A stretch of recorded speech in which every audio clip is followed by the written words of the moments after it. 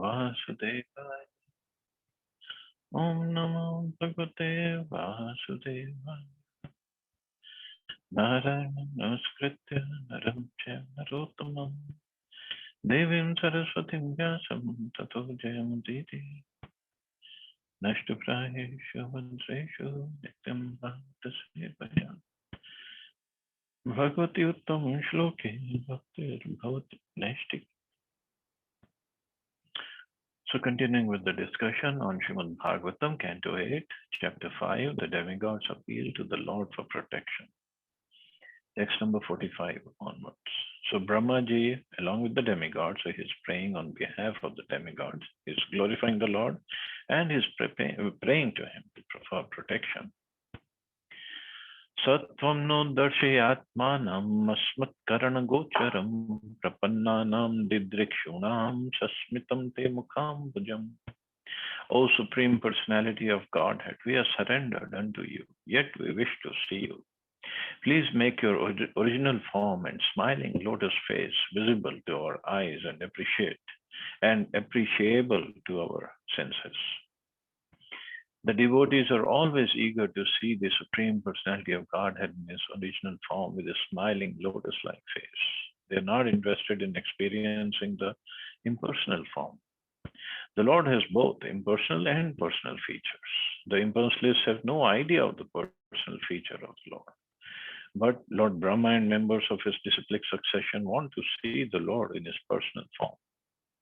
Without a personal form, there can be no question of a smiling face, which is clearly indicated here by the words, Sasmitam te mukham bhujam. Those who are in the Vaishnava Sampradaya of Brahma always want to see the Supreme Personality of Godhead. They are eager to realize the Lord's personal feature, not the impersonal feature. As clearly stated here, Asmat Karana Gocharam, the personal feature of the Lord, can be directly perceived by our senses. So once our senses are purified, we can really perceive of the personal form of the Lord, personal features of the Lord. And the Lord has personal features. See, Brahmaji is saying that. Who's the first person in the material universe after Vishnu, and who does all the creation after Vishnu does. And he is saying, this is a personal form. We want to see your original form with the smiling lotus face. So don't know where this idea of impersonal feature or impersonal form comes from, that he is only impersonal. Taste swechha bhute rupe kale kale swayam vibhav karma durvishaham yanno bhagwan stat karoti. O Lord, O Supreme Personality of Godhead, by your sweet will you appear in various incarnations, millennium after millennium, and act wonderfully, performing uncommon activities that would be impossible for us. The Lord says in Bhagavad Gita, Yada yada hi dharmasya glanirбhavati bharata.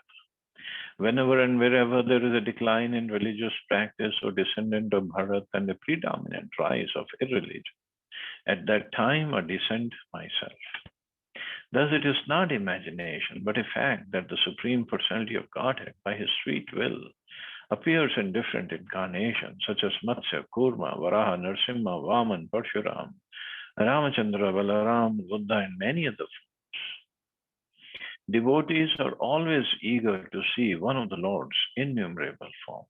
It is said that just as no one can count how many waves there are in the sea, no one can count the forms of the Lord. This does not mean, however, that anyone can claim to be a form of the Lord and be acceptable as an incarnation. The incarnation of the Supreme Personality of Godhead must be accepted in terms of the descriptions found in the Shastras. Lord Brahma is eager to see the incarnation of the Lord, or the original source of all incarnations. He is not eager to see an impostor. The incarnation's activity is a proof of his identity. All the incarnations described in the Shastras act wonderfully. Keshavadhrita Meena Sharira, Jai Jagadish Hare. So he appeared as a Matsya avatar and he did wonderful pastimes. that we'll study later. It's only by the personal sweet will of the Supreme Personality of Godhead that he appears and disappears. And only fortunate devotees can expect to see him face to face. So basically, he's asking the Lord that you appear by your sweet will. Now it is time for you to appear. Please appear. Please come. And when he appears in his different incarnations, as described by Jayadeva Goswami, they all are transcendental, very wonderful incarnations, doing superhuman pastimes, which are difficult for anybody. That's a Brahma is saying that would be impossible for us to imitate. Klesha bhuri alpasarani karmani vifalani va dehinam visha yartanam na tathavarpitam tvayi. Karmis are always anxious to accumulate wealth for their sense gratification, but for that purpose, they must work very hard. Yet, even though they work hard, the results are not satisfying. Indeed, sometimes their work results only in frustration. But devotees who have dedicated their lives to the service of the Lord can achieve substantial results without working very hard. These results exceed the devotees' expectations. We can practically see how the devotees who have dedicated their lives for the service of the Lord in the Krishna consciousness movement are getting immense opportunities for the service of the Supreme Personality of Godhead without working very hard. The Krishna consciousness movement actually started with only 40 rupees. So this is what Prabhupada took with him, 40 rupees when he went to America. But now it has more than 40 crore worth of property. And this Prabhupada wrote in 1976. So just imagine, 65 he left, 66 he established ISKCON with nobody basically there. And by 1976, he had properties more than 40 crore rupees. And at that time, 1970s, if we add inflation, so whatever, 46 years, 45, 46 years later, even if we can just count that 40 crores, it must be like 200 crores right now, maybe more, I don't know. And since then, how much Krishna has given. It's amazing. And all this opulence has been achieved within 8 or 10 years. No karmi can expect to improve his business so swiftly. And besides that, whatever a karmi acquires is temporary and sometimes frustrating.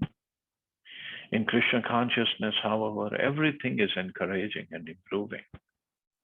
The Krishna consciousness movement is not very popular with the karmis because this movement recommends that one refrain from illicit sex, meat eating, gambling, and intoxication. These are restrictions that karmis very much dislike. Nonetheless, in the presence of so many enemies, this movement is progressing, going forward without impediments. If the devotees continue to spread this movement, dedicating life and soul to the lotus feet of Krishna, no one will be able to check it. The movement will go forward without limits. Chant Hare Krishna. So this is, Prabhupada has given this mantra. And because of Prabhupada's mercy and his presence and Krishna's blessings, I think the movement has, I don't know, maybe billions and billions of dollars worth of properties. So all we have to do is stick to the purity and carry on with the preaching work. That's it. The movement will keep on growing. Navamah karma kalpo api viflayeshwararpitaha kalpate purushasya sahi atma daito hitaha. Activities dedicated to the Supreme Personality of Godhead, even if performed in small measure, will never go in vain. The Supreme Personality of Godhead, being the Supreme Father, is naturally very dear and always ready to act for the good of the living entities. In Bhagavad Gita, the Lord says, Svalpam apyasya dharmasya trayate mahato bhayat. This dharma, devotional service, is so important that even if performed to a very small, almost negligible extent, it can give one the supreme result.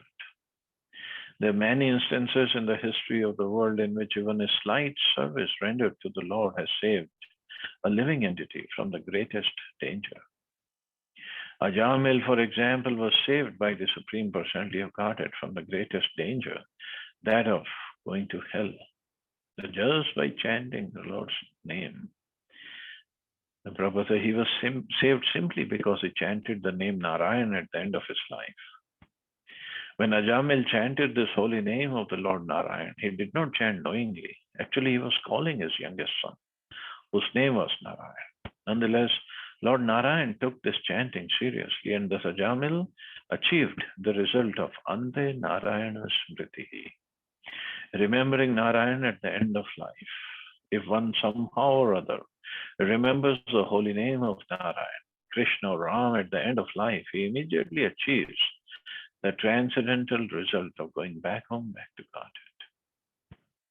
So to remember Krishna's name throughout the day, it's not very difficult job. One doesn't have to work very hard. And we just start with our chanting, or 16 rounds and some services. And slowly, we should increase our chanting. And at the same time, some services like preaching or other physical service, association, reading. So at least it will keep us in contact with Krishna. Here, Lord Brahma says, even if devotional service is performed in small measure, never go in vain. So what to speak of devotees who are chanting 16 rounds every day, which take them hour and a half to 2 hours, and besides other services. So Krishna is definitely very, very pleased, and he'll definitely help. The Supreme Personality of God is actually the only object of our love. As long as we are in this material world, we have so many desires to fulfill. But when we come in touch with the Supreme Personality of Godhead, we immediately become perfect and fully satisfied. Just as a child is fully satisfied when he comes to the lap of his mother. Dhruv Maharaj went to the forest to achieve some material result by austerity and penance. But when he actually saw the Supreme Personality of Godhead, he said, I don't want any material benedictions. I'm completely satisfied. Even if one wants some material benefit from serving the Supreme Personality of Godhead, this can be achieved extremely easily without hard labor. So hard labor, too much work we need to stay and suffer in the material world actually. Where we think we are enjoying, we actually don't. It only leads to frustration, dissatisfaction, because nobody can enjoy materially. Nobody. Whatever we have, somebody else will have more than us. And then material world is full of enviousness. We become envious. And then we do some things, say some things. And then whole day, some trouble or the other will keep going. Either mental problems, stress, tension. Somebody will say something and we get agitated, we get distressed. And then we say something in reply or to take revenge or whatever. And this is all it goes on throughout the day.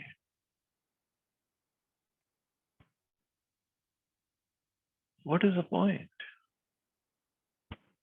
And then people are working so hard in the businesses, in the jobs, and the families to keep the family together, to take care of the family. Of course, nobody's saying don't take care of the family, but working so hard for what? To make a few bucks. Okay, somebody must be making lakhs and lakhs, and the other person must be making crores and crores. But in the end of the day, if we are not happy, not satisfied, frustration is there, some anger, some anxiety is there, then what's the point? What did we gain? And if we leave our body in that situation with that kind of consciousness, we can only imagine where we are going. But a devotee, even if he does little service, that is good enough for Krishna. So Ajamil's example is there. In the beginning, when he was young, he did his services nicely, but then when he got young, adult, then he made some mistakes. But these services that he did earlier, it all came back in the end, and he chanted the name Narayan at the time of death. So whatever sins he had committed, they were just wiped out. That's it. Of course, we cannot expect that kind of mercy. We cannot take chance. So we carry on with our devotional services and not commit any sins, and that's it. And Krishna will definitely, he'll reward. He'll give the rewards. The Supreme Personality of Godhead is actually the only object of our love. As long as we are in this material world, we have so many desires to fulfill. But when we come in touch with the Supreme Personality of Godhead, we immediately become perfect and fully satisfied.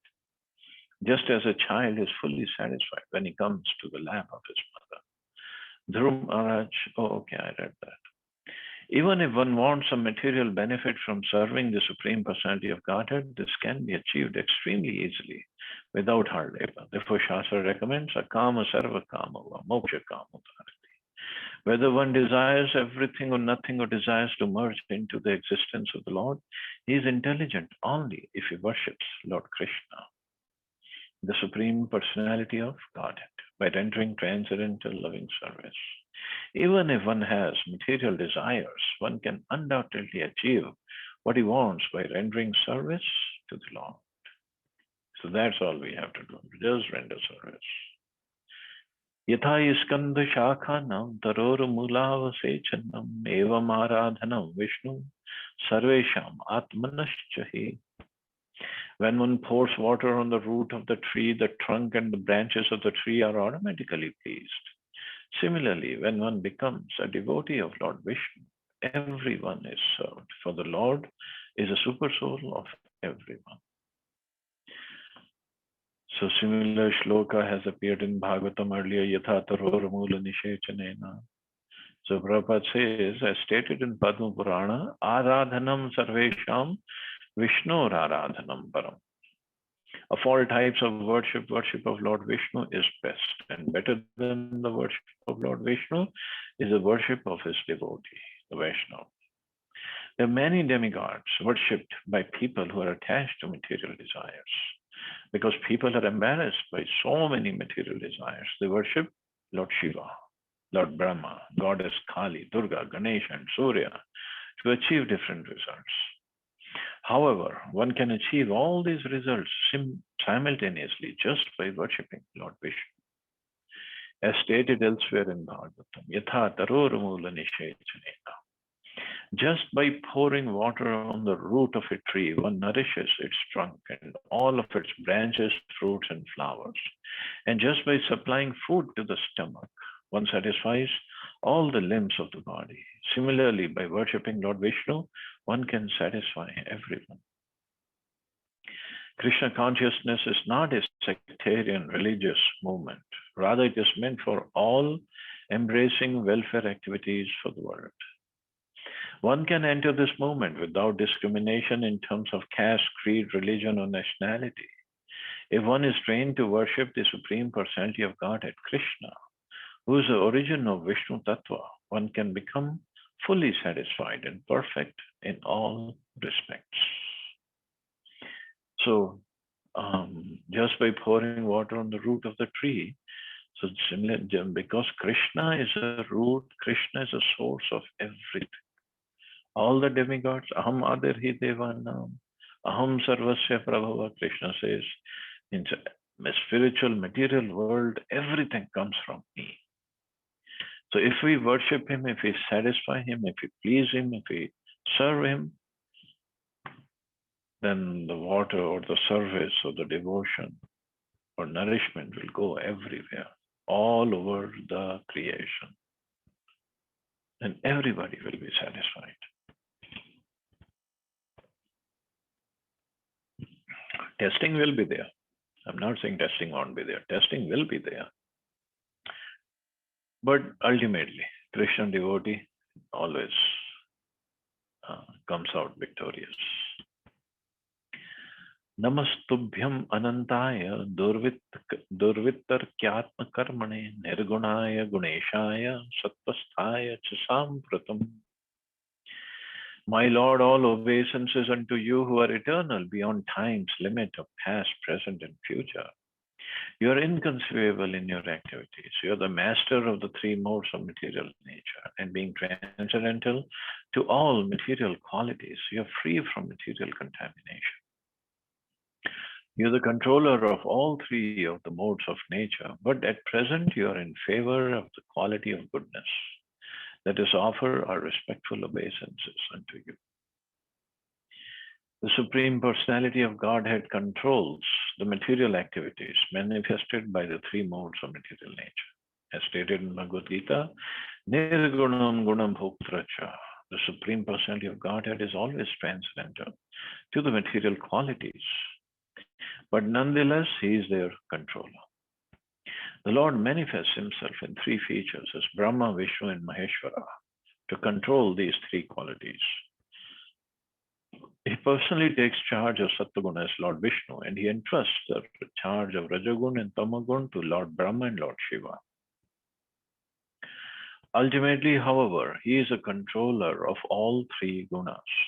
Lord Brahma, expressing his appreciation, said that because Lord Vishnu had now taken charge of the activities of goodness, there was every hope that the demigods would be successful in fulfilling their desires. The demigods were harassed by the demons who were infested with Tamoguna.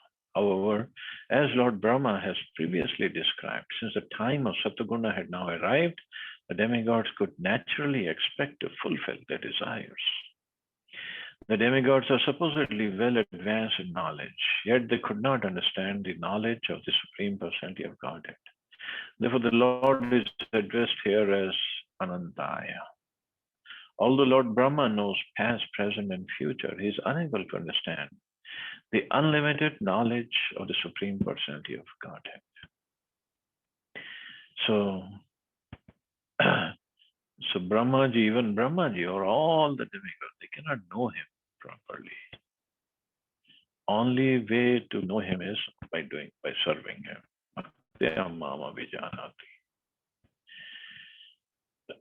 And now he says this time of Sattva-guna had arrived. So the tendencies of passion and ignorance go down when Sattva-guna arrives, and Sattva-guna is predominant. And now he's saying, now it is time for you to appear, O Lord, and take care of your devotees. So thus ends the 5th chapter of 8th canto, and tomorrow we'll start the 6th chapter. The demigods and demons declare a truce. So this now the churning of the milk ocean. This is the background of it. And now the story will continue. It's a beautiful pastime, beautiful, beautiful pastime. Many, many things to learn from this. But anyway, we'll start it tomorrow. So we'll stop here. See anybody has any questions or comments?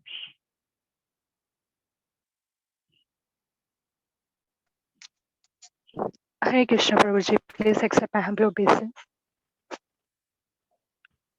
Hare Krishna, please accept mine. Prabhuji, this is regarding the hard work part, as we have discussed just now. Prabhupada mentions it many a times that we should not, people in this material world are doing a lot of hard works, and we should not engage ourselves like an animals who does a lot of hard works and all. So, but I wanted to understand that the current situation and environment in such that even if we don't want to, but the situation compel us to perform a lot of hard works, and we are so accustomed to lead a lifestyle since childhood. So now in between, by Lord Krishna's grace only, if I'm getting the right knowledge, so how to break down this old habit pattern? And also the second question is it possible to remember Lord Krishna amidst this all chaos, like doing hard work, lot of material engagements? Is it also possible to remember at the same time equally Lord Krishna?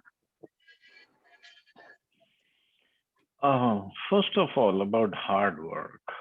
Of course, it doesn't mean we become lazy in Krishna consciousness.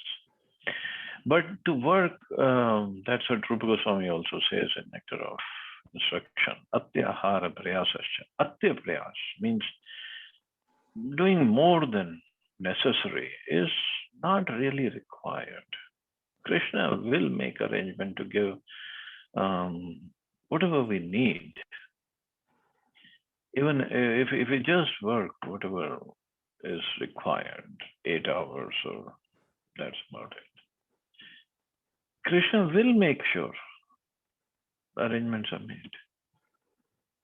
That's for sure. Ultimately, everything depends upon Krishna, not on our hard work. That's why karmanyavadikaraste, that shloka is there.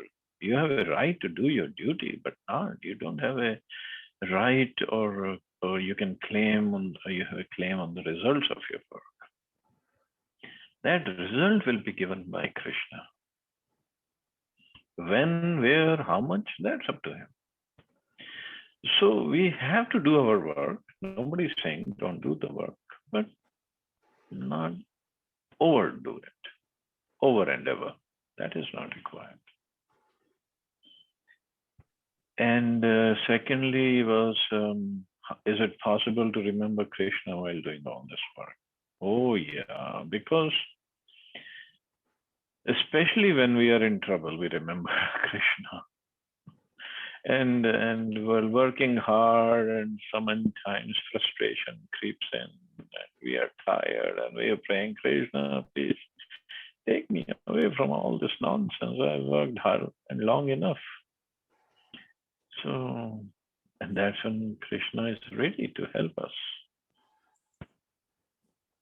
So yes, it is possible to remember him if we Yes. have made, if we have practiced it. Mm.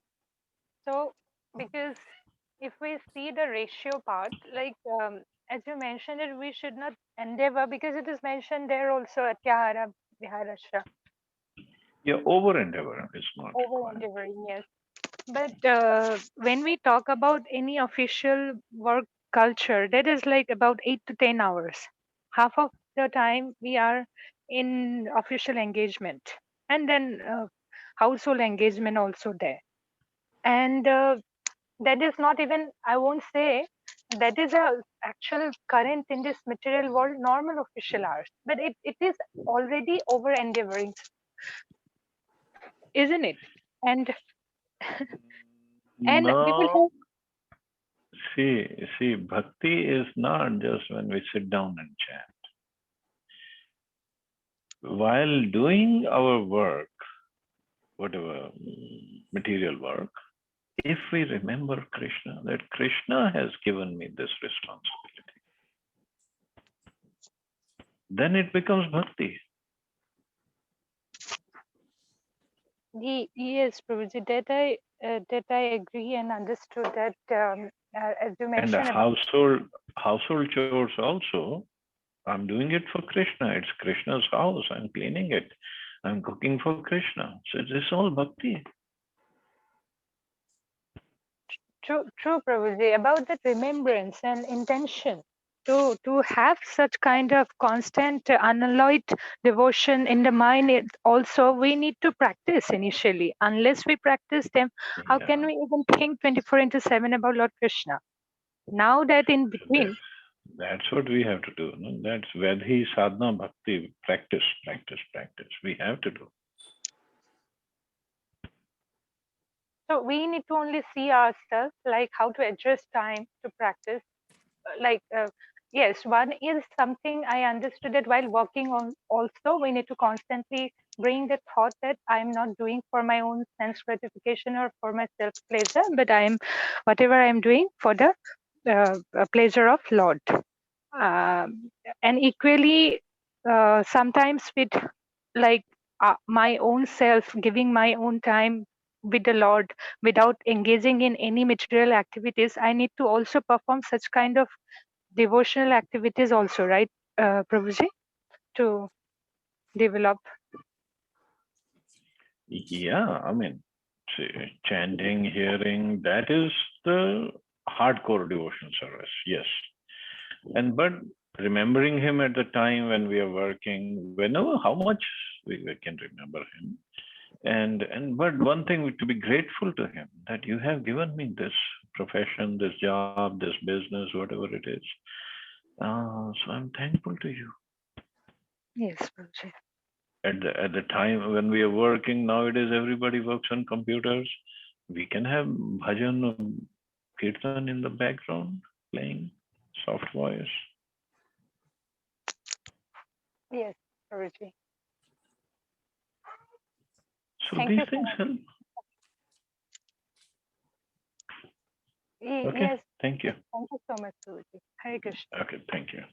Thank you. You all have a safe and wonderful day. Hare Krishna. Jai Shri Prabhupada. Hare Krishna, Jai Srila Prabhupada.